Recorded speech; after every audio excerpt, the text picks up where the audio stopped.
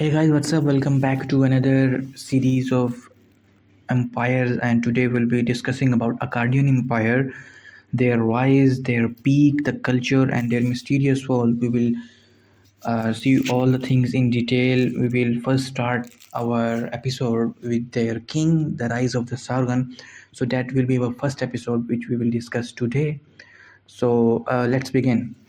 See, if you were to walk through the deserts of modern day Iraq, specifically the southern area of Baghdad, you wouldn't see anything there. You will only see the dust, heat, these kind of things, or maybe you can see some oil refinery or some, you can say, parts of the oil refinery there. But if you could peel back the layers of sand and go down about 10 or maybe 20 feet and rewind the clock 4,300 years ago, that silence would totally disappear. You would hear the noise of millions of people. You would smell the smoke of temple fires. You would see massive walled cities that you can say look like fortress at that time. And you know what was this city is called? So this is the Mesopotamia at that time, the cradle of civilization. But here's the thing about this world: it was totally broken. See, the cities on the map, Urkesh, they weren't friends. They were hostile. They were rivals. You can think of them like, well, imagine, you can say, we have New York, London, Tokyo, and Paris, and they all crammed into a space the size of Belgium, and they all hate each other. Each city had its own king, they had its own god, they had own army, and for thousands of years, that's how it works. And today, also we can see different countries are fighting for the resources in the east and the US. Like we have seen what the USA did on Venezuela. Okay, so that's how in the initial days, same thing was happening.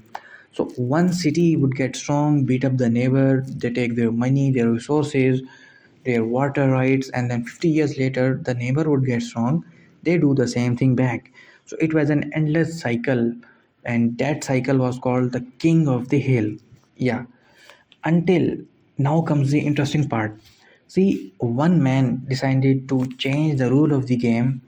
He didn't just want to be the king of the hill to get all, you can say, defeat all his neighbors, take all the resources, and just rule. He wanted to own the hill.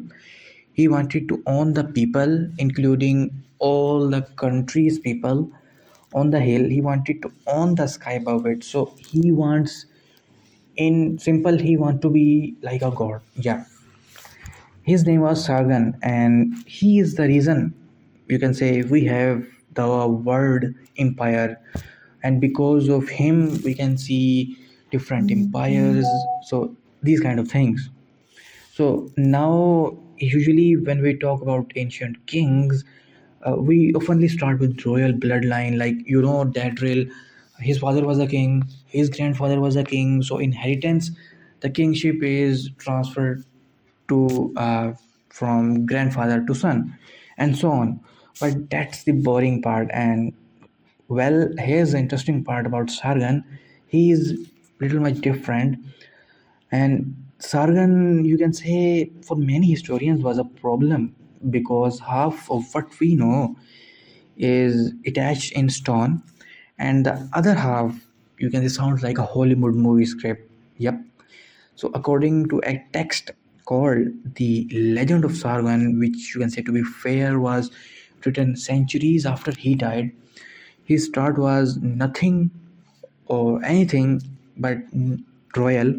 And in fact, he, listen to this, you think this story sounds familiar to you in some other religion. So his mother, like Sargon mother, was a high priest who got pregnant in secret, and she couldn't keep him, so she fashioned a basket out of reeds and sealed the cracks with a pitch, the cracks of the basket, with a tar, placed the baby inside, and sent him floating down the Euphrates River. Now, I hope you are thinking about, wait a minute, that's the exact story of Prophet Musa. Yeah, but this is different. You are absolute right for this also, but the interesting part is Sargon's story was written down centuries before the Bible was even written.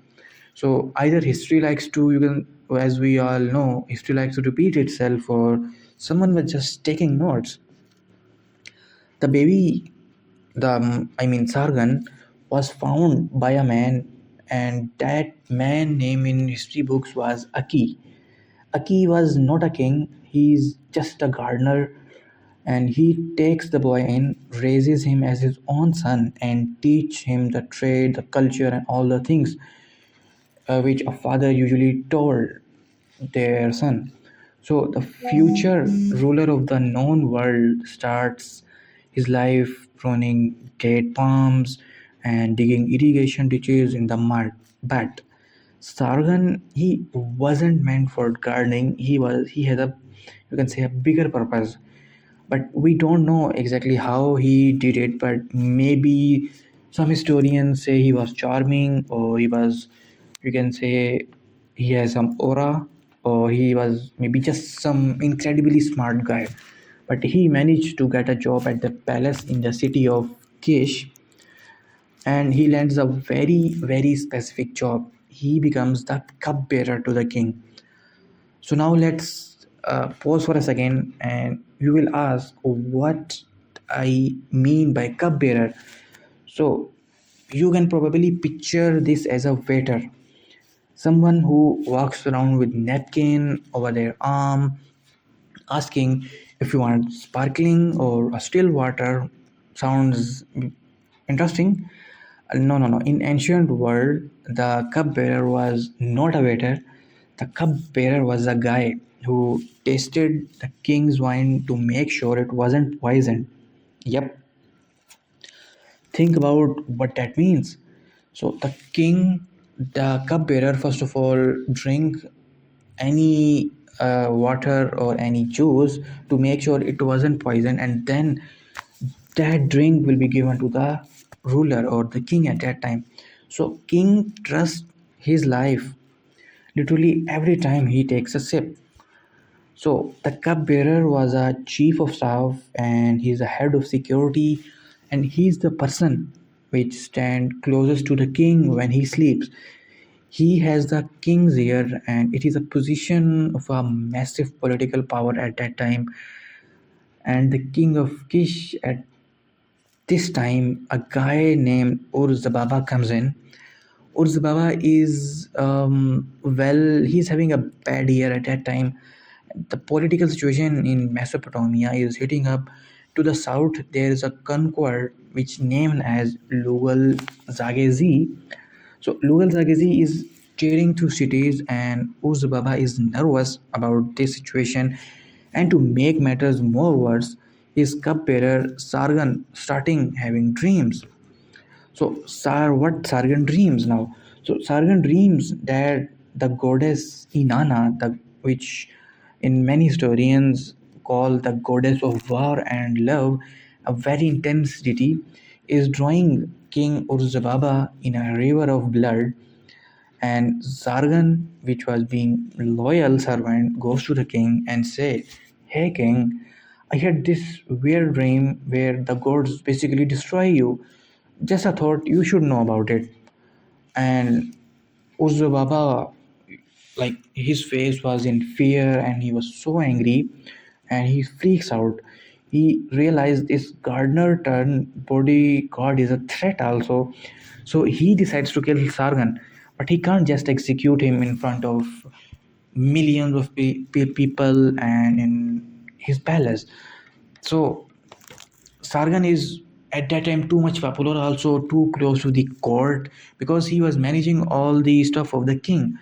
So he needs, so the king needs it to look like an accident, to show like an accidental death of Sargon, or better yet, someone else fault. Now the king sends Sargon on a delivery mission. He gives him a clay tablet to deliver to the high priest of a neighboring region at that time. Sargon takes the tablet, tucks it into his belt and heads out. But the twist is, Sargon couldn't read. If he could, he would have known that the message on the tablet didn't say hello. It said, "Kill the bearer of this letter." It means kill the person who is having this letter.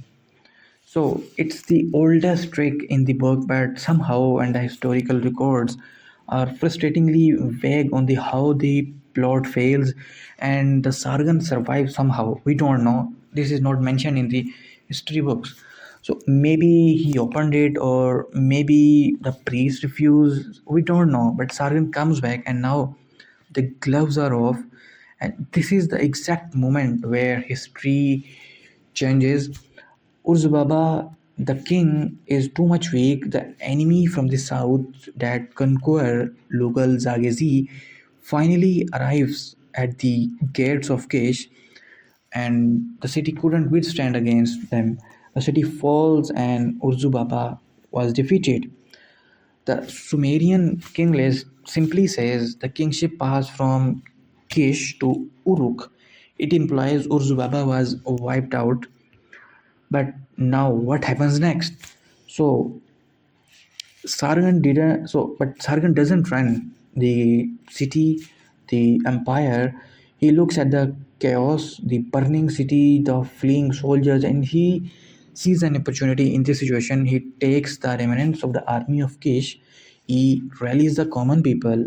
Remember, he was a gardener because he speaks their language, not just the fancy code language. And he does something revolutionary. He changes the way they fight. Yep. Up until this point, Sumerian warfare was like a, you can say, rugby scrum with spears. You got a bunch of guys, gave them heavy shields, locked them together in a flanks, and they just shoved each other until one line broke. It was slow process. It was heavy. It was expensive also. But Sargon didn't have the money for heavy shields, but he had something else. He created the world's first professional standing army. Let me explain the difference between the standing army.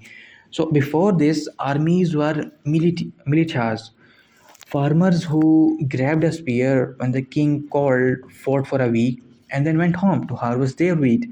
So they were amateur. Sargon's men here, they were properly trained soldiers. That was their job 24 by 7. They trained in this way to kill their enemy. They didn't farm, they ate the king bread and shot the king's arrow. So that's the world first professional standing army at that time, because their only job is to, you can say, kill the enemy, to lessen the effects from outside to the empire. And they use the composite bow. So this is also the new thing at that time, and you can think the composite bow as the machine gun of the bronze age. It could shoot further and harder than a simple wooden bows. Sargon took these mobile light deadly archers and went up against the old school heavy infantry of Lugal Zagezi. It wasn't a battle, it was slaughter at that time. Sargon moves south. He hits Uruk, he hits Ur, he hits Lagash, one by one, the ancient proud cities of Summer. He captured all those cities that had stood for a thousands of years, crumble before that gardener's army. So see how one man he arranged all the army, and he took cities after cities, and he captured also the Lual Zagezi, this man who called himself the king of the world at that time. And Sargon puts a wooden yoke around his neck like he is an ox and drags him to the temple of the Enlil in Nippur. And this was a statement: the old gods are watching, the old kings are drawn, and I am here now, I am your king. Sargon didn't stop until he reached the sea, and there is a famous inscription where Sargon claims he washed his weapons in the lower sea. That's, we can today say, that was the Persian Gulf, and he had done the impossible. He had united North and South Mesopotamia, but there had a problem. If you can cover a bunch of people who hate you and then you live in their city, then they will eventually kill you. So Sargon knew he couldn't rule from the Krish, of course. He couldn't rule from the Uruk. They were too set in their ways. So he needed a fresh start, a new capital, a city that only belonged to him, a city that obeys his order, a city where people love their king. So he built a gate, and we know it's known as Akkad today. So Akkad became the center of the world. It was a melting pot. Ships from as far as India to the Indus Valley docked there. It was a wealthy beyond imagination at that time. Sargon wasn't, you can say, just a king of Kish anymore. He took a new title, Shahrukhin, Sargon. It literally, you can say, it translates to the true kings, which is like exactly the kind of name you pick when you know you stole the throne and want to make sure no one question it. So that's how this politics, this agenda works. He had now the army, he had the land, the territory, he had the name, but Sargon realized something that you can say almost every conqueror eventually realized. Conquering an empire is the easy part, but the hardest part is to keep it for years and years. So that was a nightmare for him. How do you make a Sumerian in the south and an Akkadian in the north who speak two different languages and they are totally different in their culture and heritage? So and worship different gods, act like one people. So he just want to unite the Sumerians, which are in south, and Akkadians, which are in north. So that's what he wants to do now. So you don't use a sword, you use a story for this, and you use your daughter. Yeah, you use your daughter.